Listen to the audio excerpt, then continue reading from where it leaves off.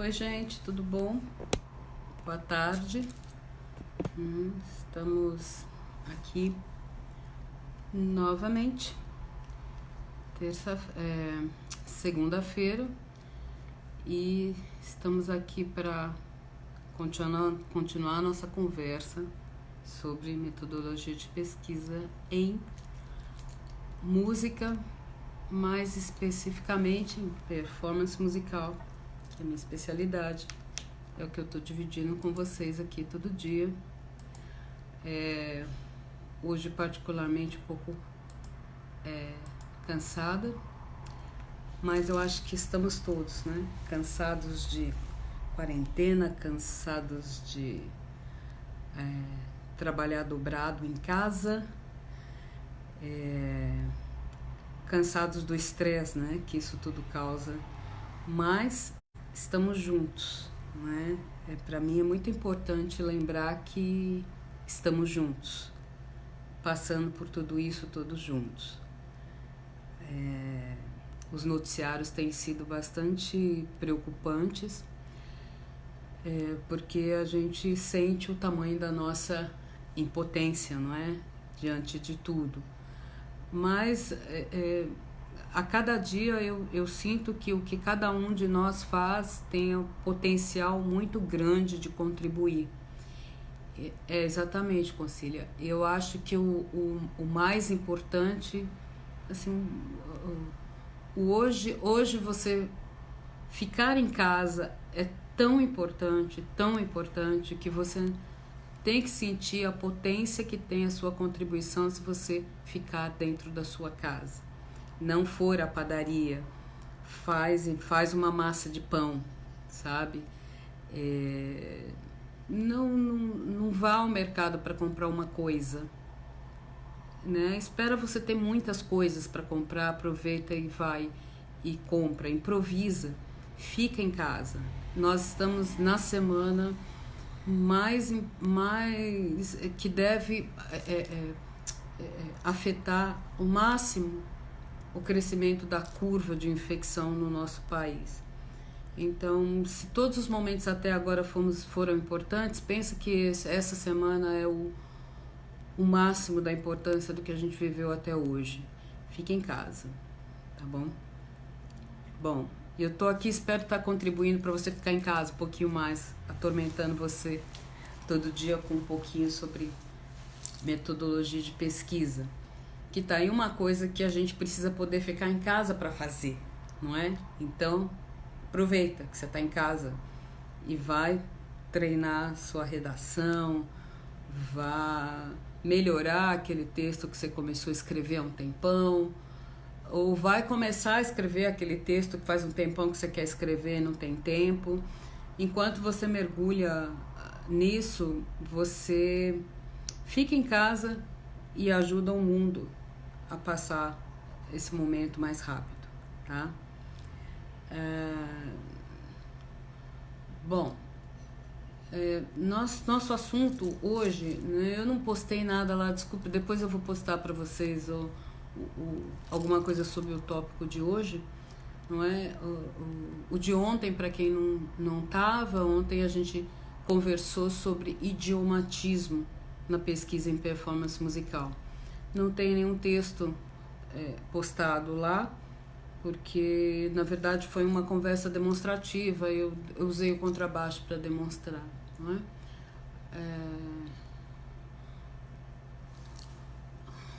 Ontem conversava um amigo, desculpa, deixa eu abrir aqui no Facebook, no computador, porque no celular eu não consigo ler o texto todo. Bom, então o assunto hoje...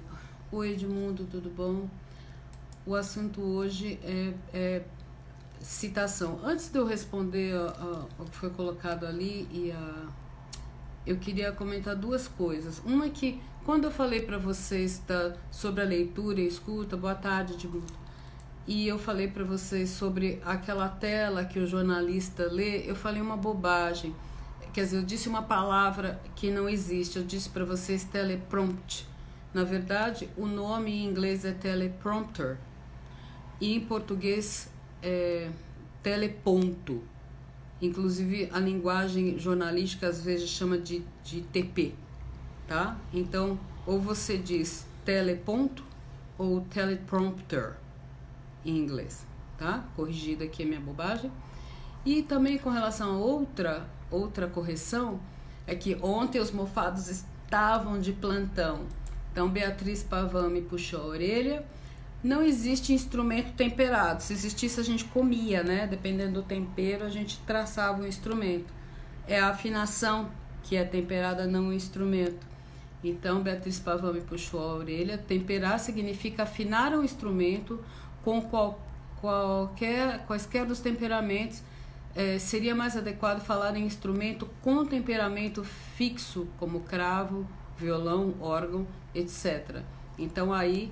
Beatriz colocou isso Beatriz Pavan, cravista, colocou isso nos comentários, e eu agradeço, né? Agradeço muito ao pessoal aos especialistas, né, de plantão, e fico feliz de poder colocar isso, que esteja aqui para vocês, para ninguém ficar repetindo bobagem que eu fale, né? Então, por favor, se tiver algum complemento às coisas que eu estou falando, fiquem à vontade para mandar, tá bom? E o querido compositor Roberto Farias lembrou que eu fiz a estreia mundial da peça dele para contrabaixo solo. Muito legal, porque ontem eu estava tocando. Quando eu toco, dá ibope, né? Eu acho que eu vou ter que tocar mais vezes esse negócio aqui para trazer mais vezes, né? Edmundo Horas, que as afinações podem ser temperadas desse ou daquele jeito.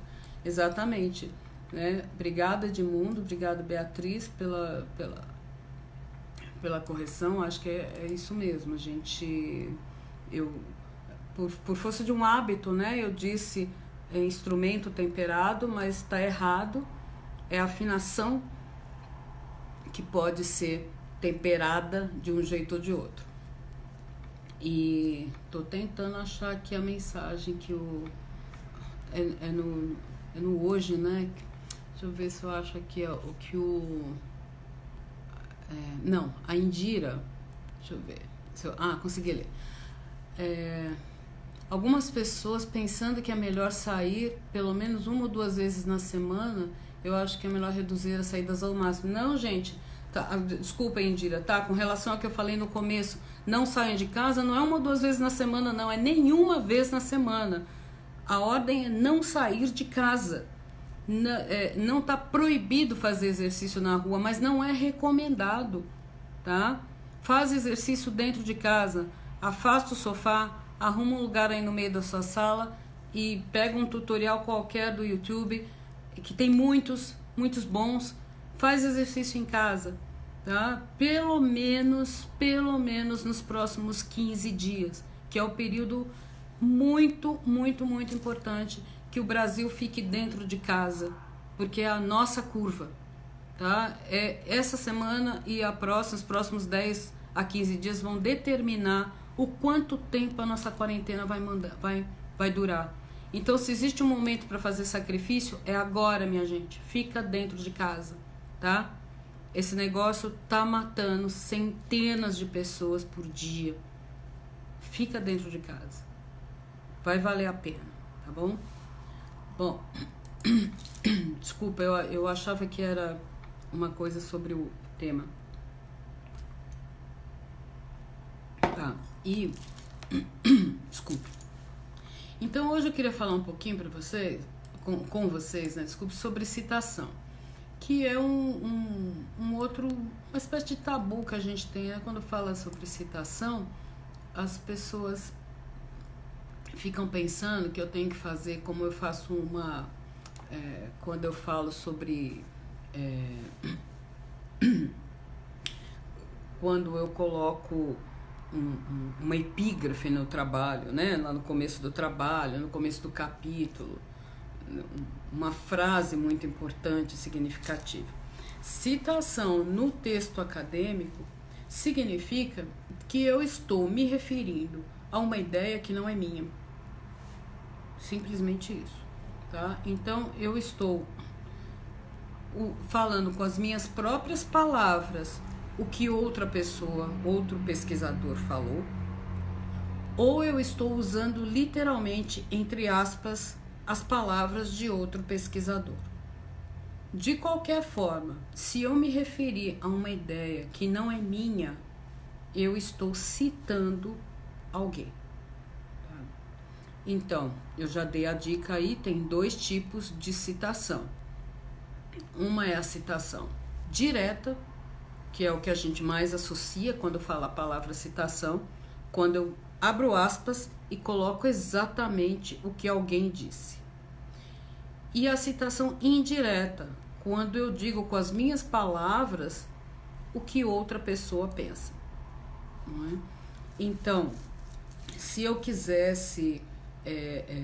no meu texto, por exemplo, do projeto de pesquisa, o projeto de pesquisa na área de performance musical, ele é curto, né? Na graduação ou no mestrado, ele varia entre 8 estourando 12 páginas, geralmente entre 8 e 10 páginas, contando capa, folha de rosto e referências. Bom, tirou essas 3 páginas das 8, sobraram 5 para colocar aqueles itens que a gente tem falado: introdução, justificativa, objetivos, metodologia, cronograma. Não é? Então, tudo isso, eu já vou explicar, Marcos. Né? Tudo isso tem que caber em 5 páginas. Então, a citação direta, entenda-se como palavras literais do que outra pessoa disse, não tem muito espaço no projeto. É muito pouco espaço, espaço de páginas ali para você colocar o texto, para você gastar com palavras entre aspas que outra pessoa falou. A sua redação fica mais rica, fica mais informativa, você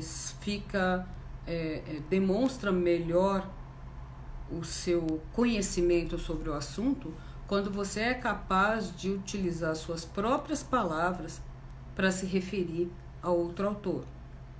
Porque para eu citar, para eu dizer com as minhas palavras o que o outro disse, eu preciso ter compreendido o que o outro disse.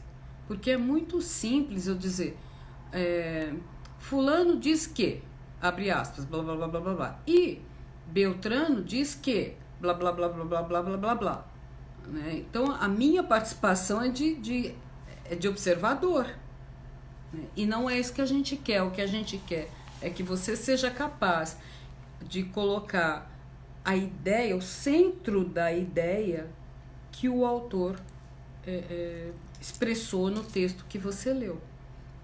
Então eu tenho que poder dizer, por exemplo, que enquanto tal ator defende a visão X do assunto, outros autores contemporâneos a ele, a exemplo do fulano e do Beltrano, têm opinião diversa, pois olham para esse assunto de X maneira.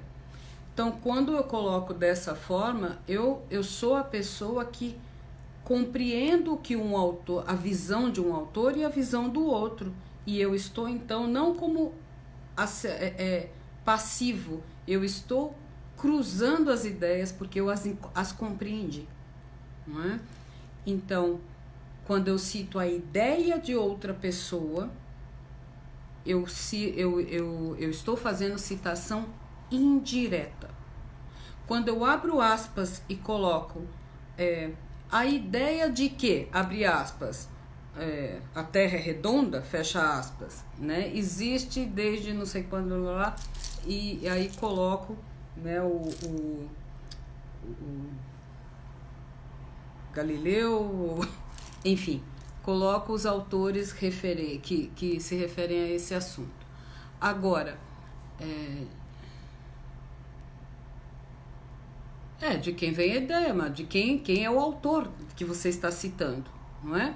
Eu não estou falando ideia no sentido de opinião, eu estou falando de fatos. Você leu o texto e aquele autor que você leu defende, por exemplo, as edições de performance. Acham que as edições de performance, que é o que a gente discutia ontem, são importantes para o desenvolvimento das pesquisas em performance musical, RAI 2020, tá?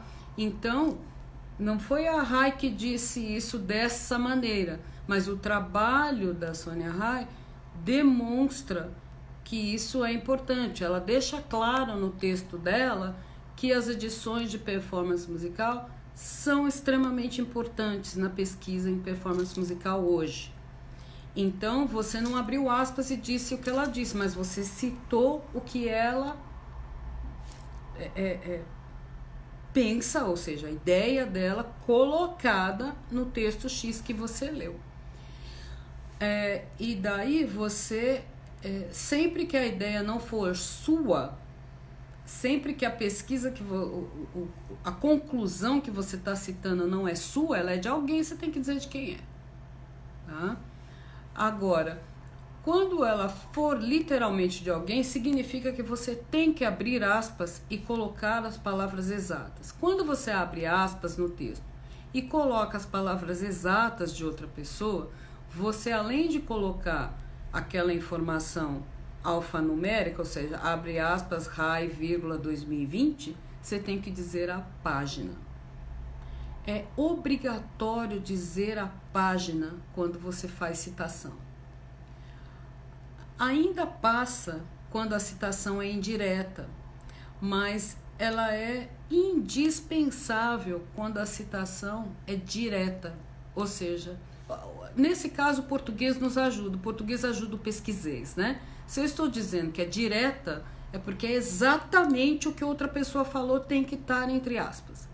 Se eu estou dizendo indireta, quer dizer, você é o veículo, você é o veículo através do qual a ideia da outra pessoa está sendo informada. Então, é a sua compreensão de como é que o outro falou sobre o assunto, não tem aspas. As palavras são suas, a ideia é do outro. Vai abrir parênteses, RAI, 2020, porque a ideia é da RAI. Mas é com as suas palavras que você está falando, então a informação é indireta. O fato de ser indireto não torna aquela ideia sua. Então você tem que citar de quem você está falando. Né? Então existem basicamente duas formas de fazer citação direta e duas de fazer citação indireta. Até o momento eu estou achando que está claro para todo mundo o que é direto, o que é indireto. Direto, exatamente o que o outro falou, abre aspas e coloca. Indireto, a ideia é do outro, então você informa quem falou, mas não coloca aspas porque as palavras são suas, tá bom? Quando eu estou falando diretamente, exatamente o que o outro falou, se esse trecho que eu estou citando, que é a ideia do outro autor, tiver no meu texto, inserido no meu texto, na mesma fonte, espaçamento que eu estou redigindo o meu texto, esse espaço, essas palavras entre aspas, ultrapassarem 3 linhas, eu sou obrigada a destacar no texto. Destacar significa dar um espaço, colocar um recuo na margem esquerda e deixar essa citação destacada do texto que eu estou escrevendo, porque tem mais que 3 linhas. Ah, mas por que quando tem mais que 3 linhas? Porque a BNT disse, ponto, tá? Só por isso. A BNT diz que tem que destacar desta forma. Eu nunca refleti muito a respeito do porquê teria que ser destacado quando o texto é mais longo. Talvez seja para que as palavras do outro não se confundam com o texto de quem está redigindo, eu não sei. Mas o fato é que, se você estiver redigindo lá o seu texto, nas palavras de Sônia Rai, abre aspas, blá, blá, blá, blá, blá, blá, blá, blá, blá, fecha aspas, e você continua redigindo. Se esse blá, blá, blá, que essa tal de Sônia Rai falou, tiver mais que 3 linhas, você tem que dar um espaço e destacar o que ela falou do texto. Se você está redigindo, colocou o blá blá blá da Sônia Rai e não deu 3 linhas, aquela pequena inserção que são as palavras de outra pessoa, entre aspas, seguem no normal, mesma fonte, tamanho de fonte, mesmo espaçamento, tudo continua redigindo, tá? Então são essas duas formas de citar diretamente, ou seja, colocar as palavras exatas que outra pessoa diz. Quando é indireto, eu posso dizer, eu posso palavras de que o outro falou, né? Ou eu posso me remeter de uma forma genérica à ideia da pessoa. Por exemplo, nas pesquisas de Zezinho, Huguinho e Luizinho, né? Zezinho 2020, Huguinho 2018 e em 2017, né? Fica evidente a importância dos trabalhos em transcrição e edição de partituras para o desenvolvimento das pesquisas em performance musical. Eu não estou dizendo o que nenhum deles disse, mas eu estou afirmando que eu conheço o trabalho dos três e que os três defendem o mesmo ponto de vista. É genérica essa afirmação.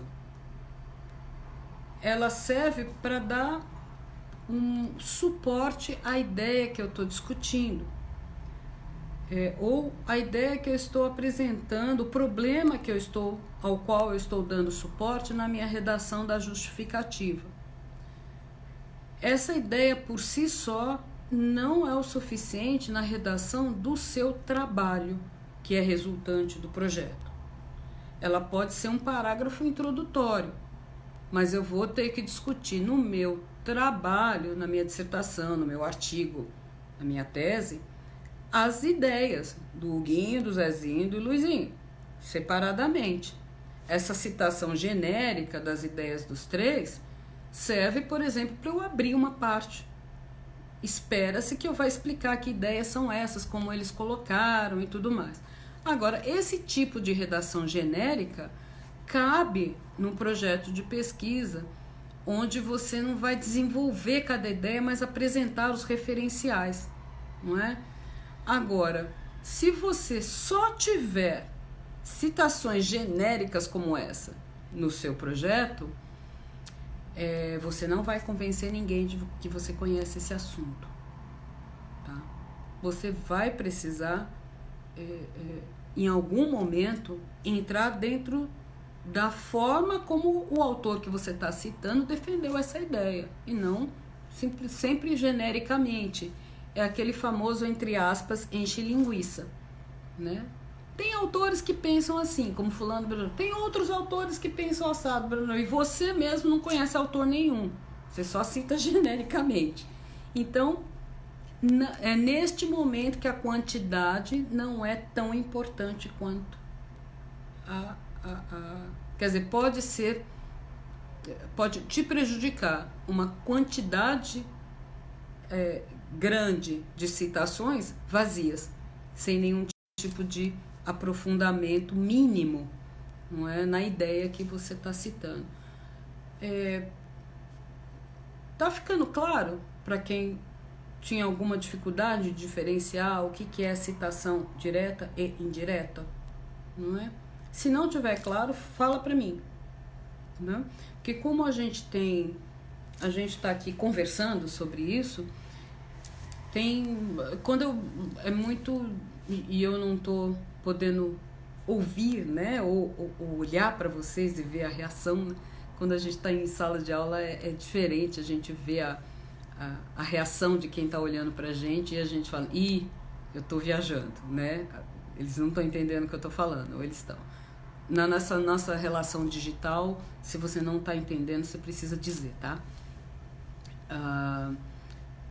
E aí, o que eu costumo fazer, né, com a graduação, que é a minha preocupação maior aqui nessas conversas, e aí os meus colegas professores que estão aí assistindo podem, né, compartilhar comigo das ideias de vocês.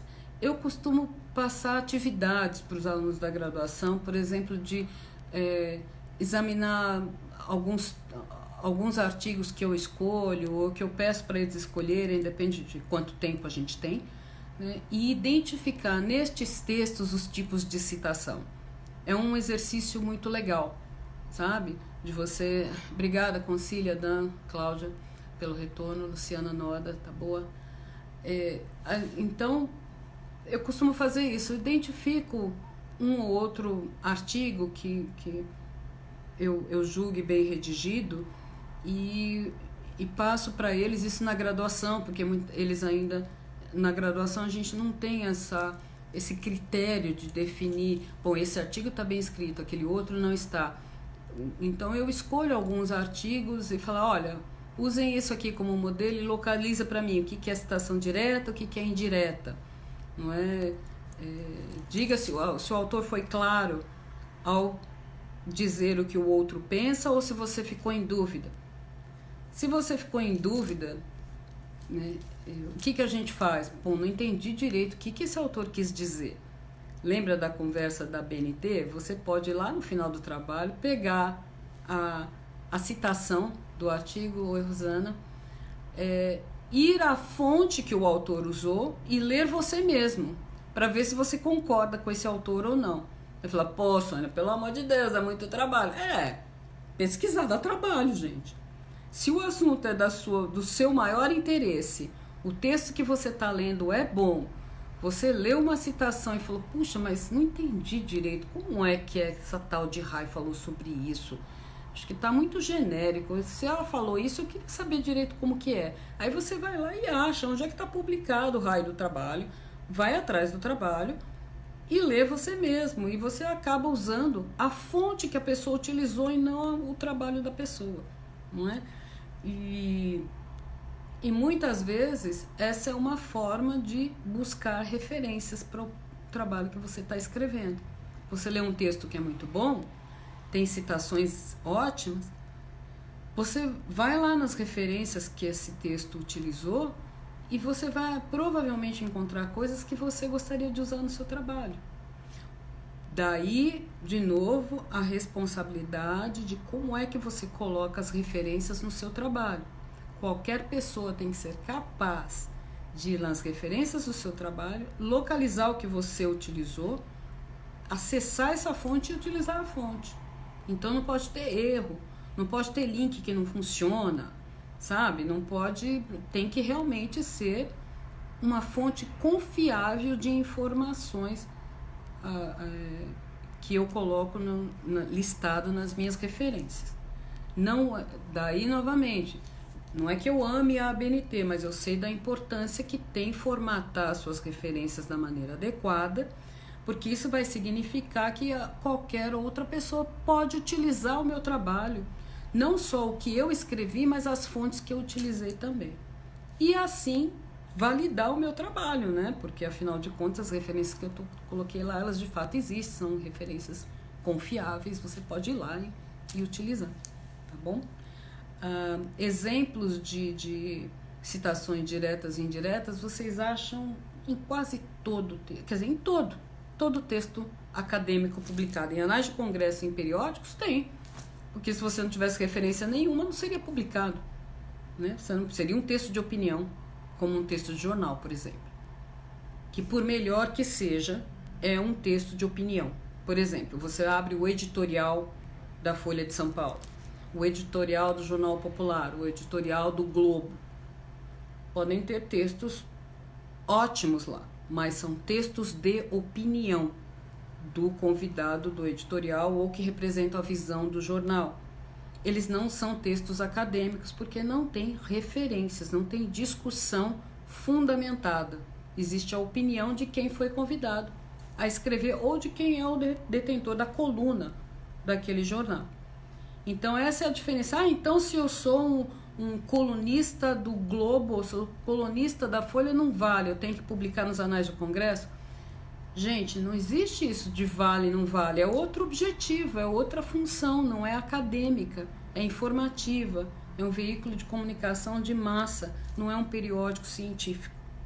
Se eu estou escrevendo para um periódico científico, não pode ser sem referências. A Rita Mendonça, oi Rita, pergunta sobre APUD. APUD, A-P-U-D, em latim significa citado por, tá? Então é quando eu uso o texto da Rita, onde ela cita o Zé da Silva. Então eu, Sônia, no meu texto, eu cheguei ao Zé da Silva através da Rita. Eu não tenho o texto do Zé da Silva. Quem tem é a Rita, que usou no texto dela. Então, no meu texto, eu que sou leitora da Rita, achei lá uma citação que ela faz do Zé da Silva que é incrível. E eu quero utilizar aquilo, mas eu não tenho o texto do Zé da Silva, eu só tenho o da Rita. Então, eu vou colocar lá, Zé da Silva, APUD Rita. Porque eu estou usando o Zé da Silva citado pela Rita. Eu não tenho o Zé da Silva, a fonte direta. Eu não tenho o artigo, o livro, a dissertação do Zé da Silva. Eu tenho o trabalho da Rita, que cita o Zé da Silva. Então, é o Silva, APUD, Mendonça, Rita Mendonça. Tá? Silva, APUD, Mendonça, ano em que a Rita Mendonça publicou o trabalho dela, onde ela citava o Zé da Silva. O Zé da Silva escreveu esse trabalho, sei lá eu em que ano. Mas o que eu estou usando é o texto em que a Rita fala do Zé da Silva. Ah, mas eu acho muito importante colocar o ano em que o Zé da Silva escreveu, porque afinal ele escreveu isso na década de 40 e a Rita citou ele em 2019. É muita confusão, não é? Mas olha, mais ou menos, eu posso colocar, neste caso, em que é muito importante enfatizar quando o Zé da Silva escreveu, de duas maneiras. Eu posso pôr, sei lá, Zé da Silva, 1940, APUD Rita, 2020. Ou eu posso colocar toda a entrada bibliográfica, como eu sempre coloco, como eu coloco na BNT, como nós colocamos, né? Mendonça, vírgula, Rita e toda a citação que a gente já discutiu outro dia.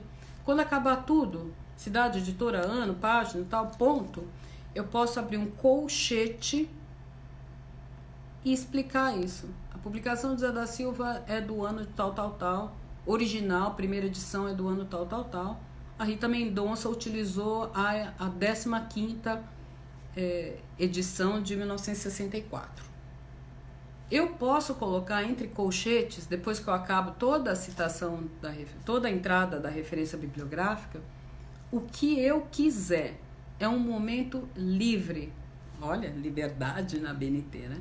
É um momento livre na referência bibliográfica. Depois que eu coloco tudo certinho, do jeito que está lá, tem alguma coisa que eu acho que tem que ficar esclarecida, que desde que não esteja previsto na norma da BNT, o que eu quero informar, eu abro um colchete, né? Para quem nasceu nesse século, colchete é aquela coisa quadradinha, sabe? Não é um parêntese que é arredondado, é uma coisa reta, no ângulo de 90 graus, que nem um C, que ele é colchete. Desculpa, mas eu hoje em dia não sei mais o que quem nasceu nesse século conhece ou não.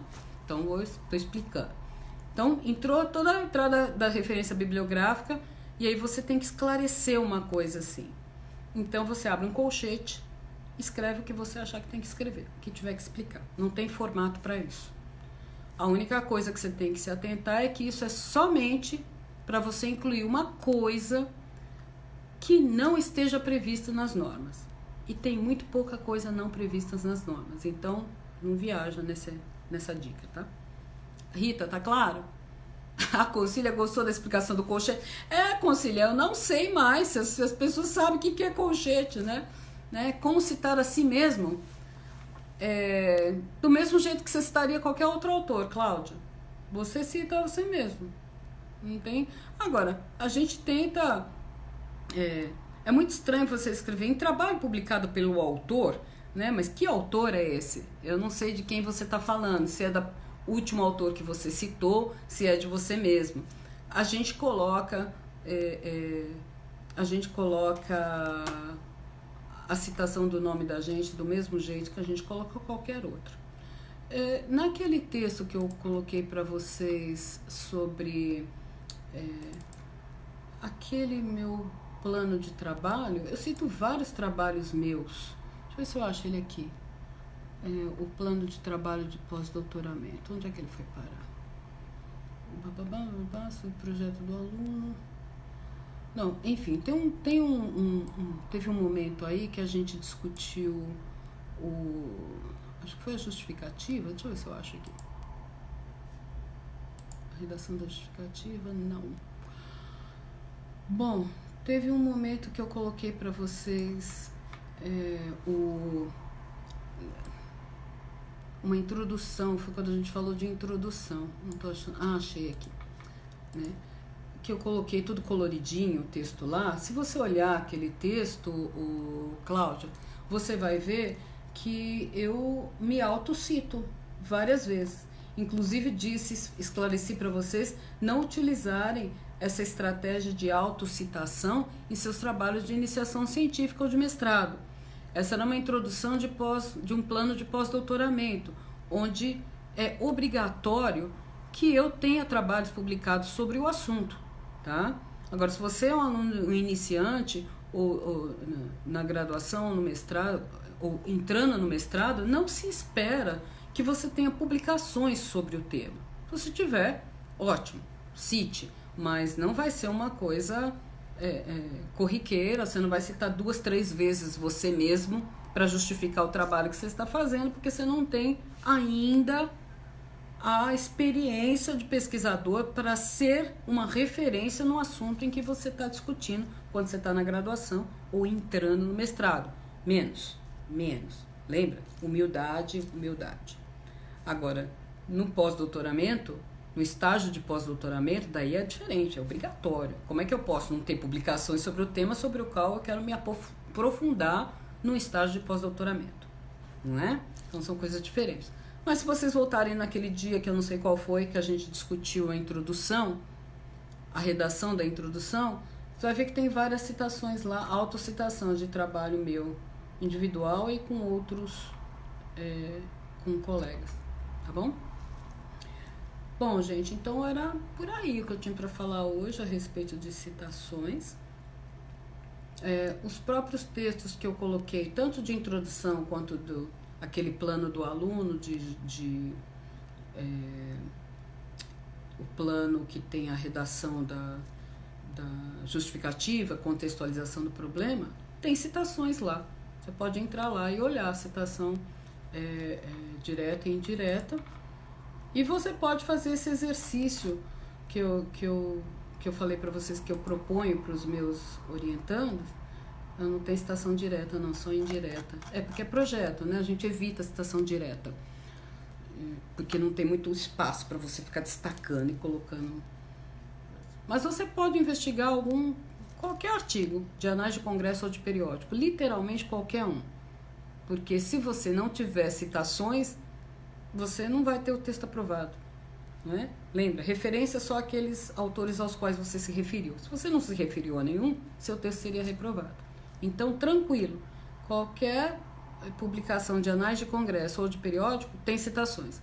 Entra lá e vê se você identifica as diretas e indiretas, as formas como as pessoas fazem citações, pode te dar ideias de como fazer citações no seu trabalho, tá bom? Usando o mesmo formato de inclusão de autores. Então, gente, por hoje é isso. Agradeço muitíssimo a presença de vocês aqui, o prestígio. Para mim é uma honra poder contribuir com esse momento de fica em casa, não é? E amanhã a gente volta com algum tópico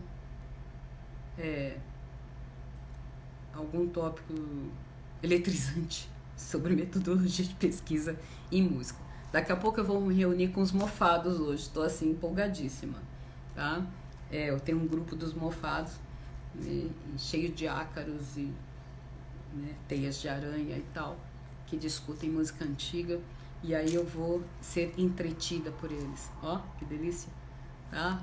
Ótima tarde para vocês, a gente se vê amanhã, tá bom? Beijíssimo, tá bom, Rita? Brigadão pela sua presença. Até amanhã.